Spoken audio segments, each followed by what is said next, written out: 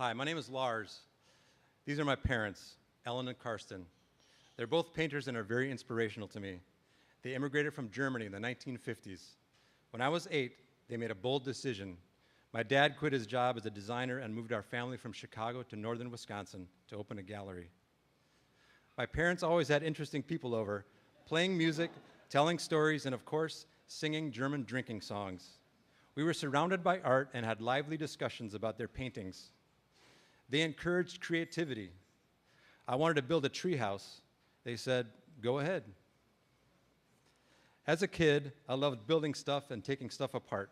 Engineering and functionality took a backseat to funky and cool. My treehouse, for instance, wasn't very stable, but it was the talk of the neighborhood.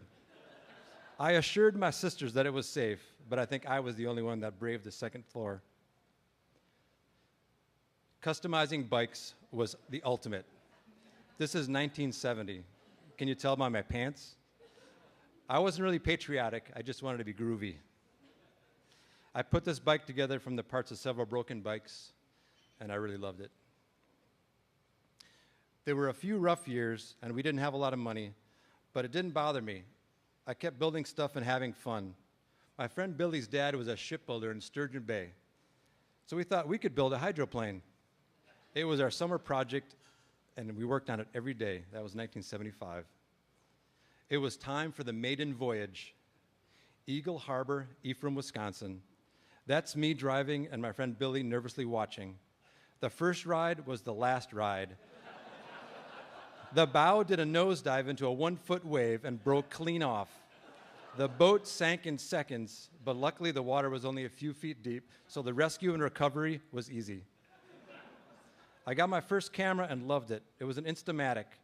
It was perfect for photographing staged bike wipeouts and epic jumps. My friends and I even got out of English class to film Super 8 movies. We made movies with titles like Magical Mysteries 1 and 2. And my favorite, Honda Dude. In high school, the magic of the darkroom and shooting black and white got me totally hooked. I photographed our hijinks. Our basketball coach said we couldn't drink beer, so we worshiped Mountain Dew. We had Mountain Dew parties, filled bathtubs with Mountain Dew cans, dove through dew pyramids, and made Mountain Dew trees. After college, I moved to Chicago. This is a self-timer shot I used for a Christmas card in 1987. Running down the middle of Michigan Avenue, barefoot, carrying a tripod and a surfboard was invigorating. In 1990, I got married and moved to Portland. I always carried a point-and-shoot camera in my pocket loaded with black and white film. I wanted to create a visual diary of my friends and what we did. When I pulled it out, I encouraged them to cut loose and have fun. This is Monique right here, my wife. I didn't know it yet, but those early spontaneous snapshots were shaping my approach and style. Fast forward 20 years. I'm still inspired by humor and fun. Commercially, I give my talent lots of freedom to improvise. My creative approach is more about energy, fun, and humor, and less about formal composition. I like planning for spontaneity and letting unexpected things happen. When I get into the rhythm, I like to shoot a lot. These 408 rolls of film were from an awesome job I shot for 10 Can Rum in Trinidad. Commercial photography is a roller coaster of a business. To keep myself creatively inspired, I still build stuff. Having 2 boys gave me lots of excuses to build fun things.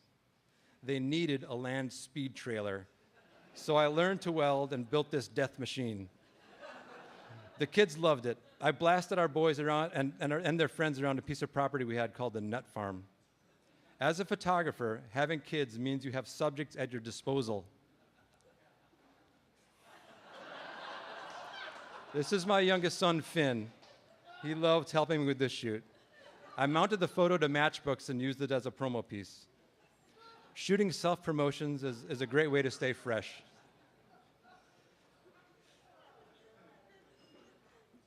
I'm a big fan of street art. I was inspired to start a personal project and I printed a bunch of Lars stickers. I've been posting photos on Instagram almost daily for a couple of years. Yes, I'm a 51-year-old slap tagger. My older son, Karsten, posted this and shot it in London last month. Last year, we built an app called Taku. I was adding audio to photos, but couldn't find an app that would do that and share to Instagram, so we decided to make our own. It was a great learning experience. So far, we have over 6,000 users. Take a photo, add audio, share. It's free at the App Store. I've come to realize that building things is a big part of my creative personality. I love the challenge, the problem solving, and working with my hands. Plus, I really like the tools. Sometimes I get carried away. I started out making a storage shed and didn't want it to look like something from Home Depot. So I researched European garden sheds, and before I knew it, my wife, Monique, had a painting studio. The cedar strips not only look good, they smell great. I accept that I'm not wired like other artists who have a singular vision. I'm inspired by exploring different disciplines. I even learned how to sew, but I will not knit. My current creative outlet / diversion is a motorcycle. I weld, grind, bend tubing, and use Photoshop to mock up different plans. Ever since I was Honda Dude in 1974, I've always wanted to build a motorcycle. My parents continue to be a big inspiration to me. They're in their late 80s and still paint and run their gallery. I want to leave you with 2 pieces of advice they gave me. My dad told me, there are lots of photographers, but there's always room for another good one. My mother told me, do something you love, work hard, and success will come. Thank you.